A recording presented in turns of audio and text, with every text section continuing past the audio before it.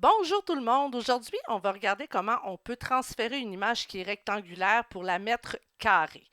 La plupart de mes enseignants, lorsque je les accueille dans le cours de réseaux sociaux, vont adopter une méthode de transformation des images qui fait en sorte que les proportions de l'image ne sont pas conservées et ça peut devenir très problématique. Alors, pour les besoins de l'exemple, j'ai choisi une photo qui avait un beau soleil très très rond au centre de la photo et vous allez voir quand on fait les choses incorrectement, comment ça donne une impression qu'on a compressé l'image là, comme si on avait mis un étau de chaque côté plutôt que de modifier l'image en tant que telle. Première des choses, lorsqu'on veut modifier la taille d'une image, si on a chargé l'image et qu'elle est en mode arrière-plan, on va enlever le petit cadenas. J'ai cliqué sur le petit cadenas ici.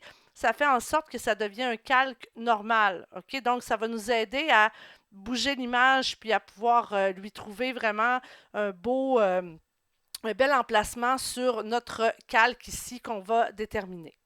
Alors voilà, je vais d'abord commencer par vous montrer comment les choses, comment les étudiants qui le font incorrectement, comment ils procèdent. Alors ils se disent, ben, je dois modifier la taille de mon image, c'est simple, je m'en vais dans Images et je vais utiliser taille. À noter que je suis dans Photoshop en ce moment pour ceux qui se le demanderaient. Et là, ici, dans taille, je veux vous, les étudiants, la plupart des étudiants qui ont suivi le cours de Photoshop le savent, en cliquant ici, hein, si les petites lignes sont apparentes, ça veut dire que si je diminue la taille de ma largeur, la taille de la hauteur va diminuer proportionnellement, donc l'image va garder ses proportions. Tandis que si j'enlève le lien ici entre les deux, donc il n'y a plus de petites lignes, je vais pouvoir modifier la taille de ma largeur indépendamment de la taille de ma hauteur. Alors les étudiants ils disent, ben, c'est facile, si je veux une image carrée, j'ai simplement à avoir les deux mêmes dimensions ici, donc 637 de large par 637 de haut. Et là, ils vont faire OK. Et regardez ce que ça donne. Ça donne un soleil qui est ovale. Et ça ne passe pas.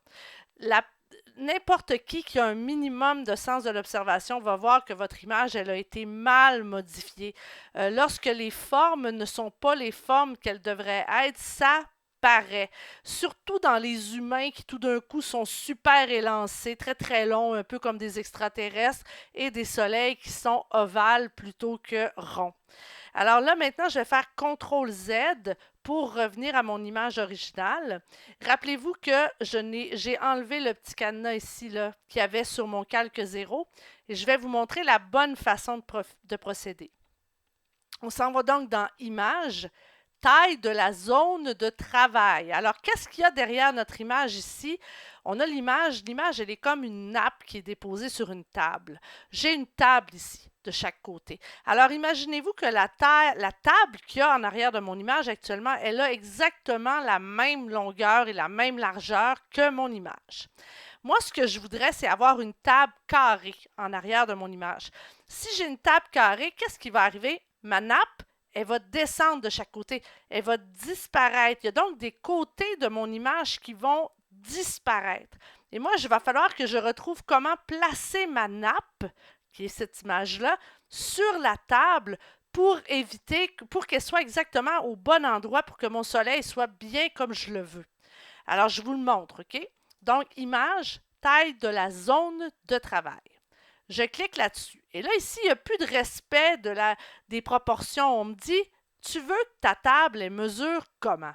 Alors moi, je voudrais que ma table, elle soit carrée et que ma nappe s'ajuste sur ma table carrée.